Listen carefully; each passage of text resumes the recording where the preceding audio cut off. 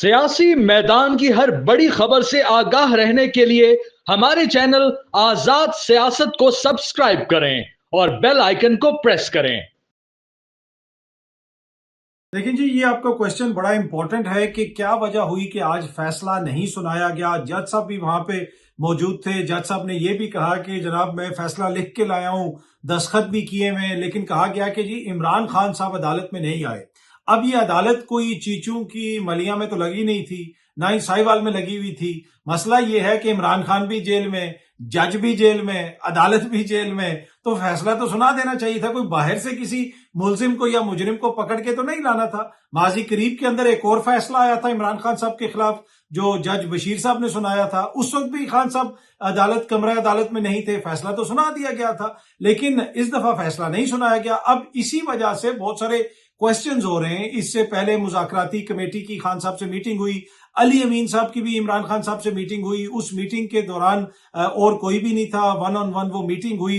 क्या उसके अंदर कोई बातचीत हुई, क्या कोई ऑफर की जा रही है? अब जिस तरीके से इस मुकदमे का फैसला बार बार मौखर किया जा रहा है, उसकी वजह से बहुत सारी चमगोइयां हो रही हैं, बहुत सारी बातें हो रही हैं कि क्या कोई बैकडोर चैनल्स चल रहे हैं, क्या कोई बातचीत हो रही है, क्या हुकूमत इस वक्त जो है नहीं चाहती कि कोई ऐसा फैसला आए जिसकी वजह से वो मुज़ाकरात का अमल रुक जाए। तो ये वो सारी चीजें। लेकिन अगर आप इस मुकदमे को भी देख लें, इस मुकदमे में क्या है, 190 मिलियन पाउंड, 190 मिलियन पाउंड। सुबह से शाम तक मीडिया के ऊपर सारे दोस्त इस तरह बातें करते रहते हैं और हेडिंग भी लगती है और क्वेश्चन भी इसी तरह होते हैं कि जी ये 190 मिलियन पाउंड का जो मुकदमा है उसमें क्या फैसला आएगा।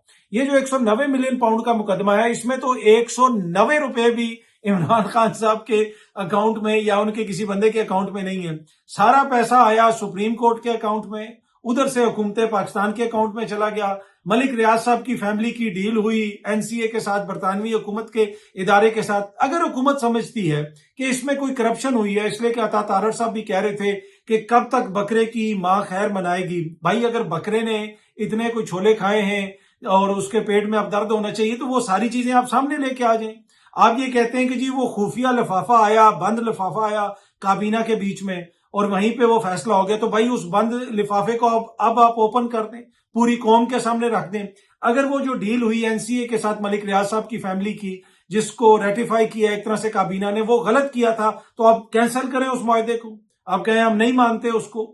और फिर वो जो पैसा सुप्रीम कोर्ट में गया था और सुप्रीम कोर्ट ने कहा था कि यहां पे ले आए, उस वक्त के जो चीफ जस्टिस थे, फिर आप उनसे भी पूछें, उनको भी बुलाएं। तो मसला ये है कि इसके ऊपर सिर्फ एक सियासी बयानियां बनाने की कोशिश की जाती है, उससे ज्यादा और कुछ भी नहीं है इस मुकदमे के अंदर। और आपको पता है कि नैब के जो पिछले चेयरमैन थे, वो उन्होंने इसी वजह से इस्तीफा दिया कि उन्होंने बरमला इस चीज के ऊपर बात की कि जो बाहर से प्रेशर आ रहा है वो प्रेशर मुझे काबिल कबूल नहीं है, और उन्होंने इस्तीफा दे दिया।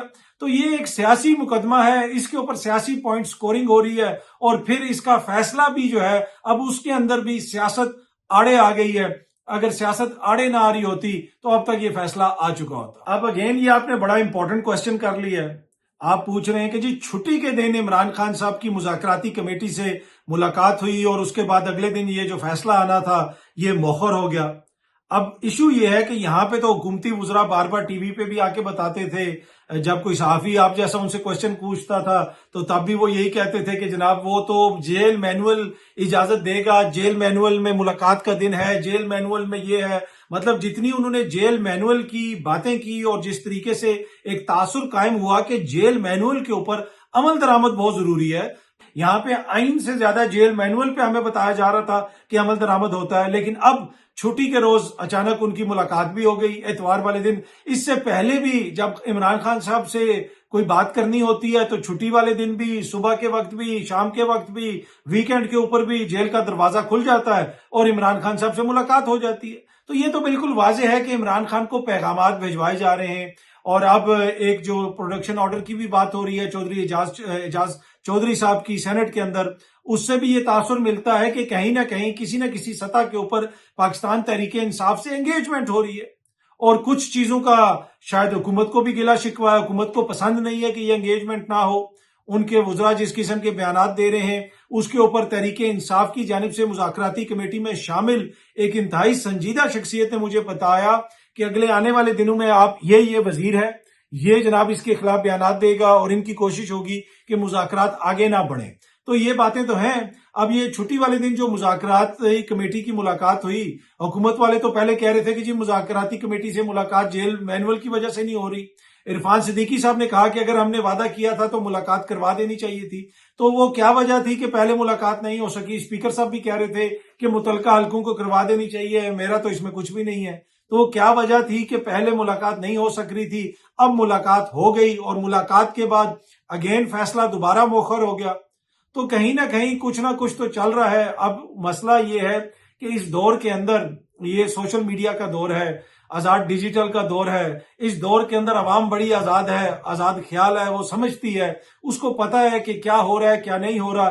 کچھ لوگوں کی خواہش ہے کہ وہ 90 کی دہائی کی طرف چیزوں کو لے جائیں. وہ پھر اس طرح کی باتیں بھی ہوتی ہیں کہ جی وہ عمران خان کا بیانیہ صرف سوشل میڈیا کی وجہ سے چل رہا ہے، یوٹیوبرز کی وجہ سے چل رہا ہے. بھائی یوٹیوبرز اور بھی بن جائیں. پھر وہ یہ کہتے ہیں جی یوٹیوبر یہ جو ہے اسٹیبلشمنٹ کا پروجیکٹ تھے اور اس پروجیکٹ کی وجہ سے عمران خان کی سیاست آگے چلی گئی. تو بھائی کوئی نیا کوئی پروجیکٹ بنا لیں، ایسی بات نہیں ہے. یہ کسی کا بھی پروجیکٹ نہیں چلتا. جو عوام کے ذہن قبول کرتا ہے، جو عوام مانتی ہے، وہ چیز آگے چلتی ہے. سوشل میڈیا کے اوپر جو چیزیں آپ کو نظر آتی ہیں وہ عوام کی رائے کا عکس ہے. اگر آپ چیزوں کو صحیح طریقے سے چلائیں گے تو سوشل میڈیا پہ بھی وہی کچھ نظر آئے گا. اب آپ ملاقات کروا دیں گے چھٹی والے دن، اگلے دن فیصلہ بھی نہیں ہوگا، تو پھر عوام سوشل میڈیا پہ کوشچن تو کرے گی. اگر عمران خان پروجیکٹ تھا تو یہ جو سارے مل کے اکٹھے کیے ہوئے ہیں ان سے تو پھر کوئی عالمی پروجیکٹ بنا لیں، کوئی بہت بڑا پروجیکٹ بنا لیں. پروجیکٹ ایسے نہیں بنتے ہیں. اب یہ دور گزر چکا ہے. یہ 90 کی دہائی والا دور نہیں ہے، یہ 2025 ہے. یہ ڈیجیٹل دور ہے. یہ جس طرح میں نے پہلے بھی کہا کہ عوام ڈیجیٹلی بڑی سیوی ہے، وہ چیزوں کو سمجھتی ہے.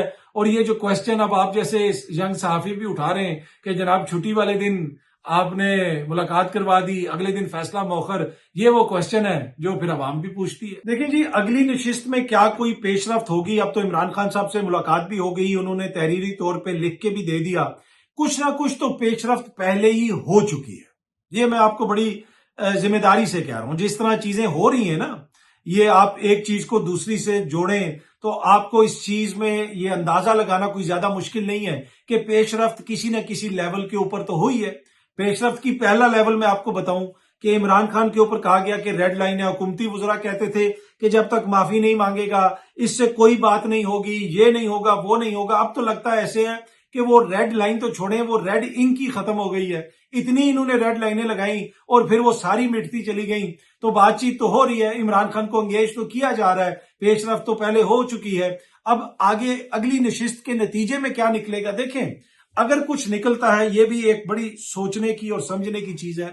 اگر کچھ نکلتا ہے، اگر کچھ بہتری آتی ہے ملک کے ماحول کے اندر، تو اس میں اگر پاکستان کا فائدہ ہے تو وہ ضرور ہونا چاہیے. کب تک حالات اسی طرح کشیدہ رہیں گے؟ ہم نے ملک کو آگے لے کے چلنا ہے. خطے میں کیا ہو رہا ہے، بھارت کیا کرنے کی کوشش کر رہا ہے، افغانستان کے اندر پہلے اس کی جتنی انٹرفیرنس تھی وہ ہمارے سامنے ہے، اب وہ کیا کچھ کرنے کی کوشش کر رہا ہے. باقی اوور آل دنیا بھر میں کیا ہو رہا ہے، پاکستان کے جوہری پروگرام اور میزائلوں کے اوپر آوازیں اٹھائی جا رہی ہیں، پاکستان کے میزائلوں کے حوالے سے کوئی تحفظات کا اظہار کر رہا ہے. یہ ساری چیزیں جو ہیں یہ ہمارے لیے پریشان کن ہونی چاہیے. ہمیں سنجیدگی سے اس کے بارے میں سوچنا چاہیے. میری صحافت ہو جائے، کسی کی وکالت ہو جائے، کسی کی سیاست ہو جائے، تو وہ سب میں ایک چیز کا فیکٹر تو ہے، اور وہ فیکٹر ہے پاکستان. اور پاکستان کا جو مفاد ہے اس کو سامنے رکھنا بہت ضروری ہے. لیکن پاکستان کا مفاد شخصیات سے وابستہ نہیں ہے.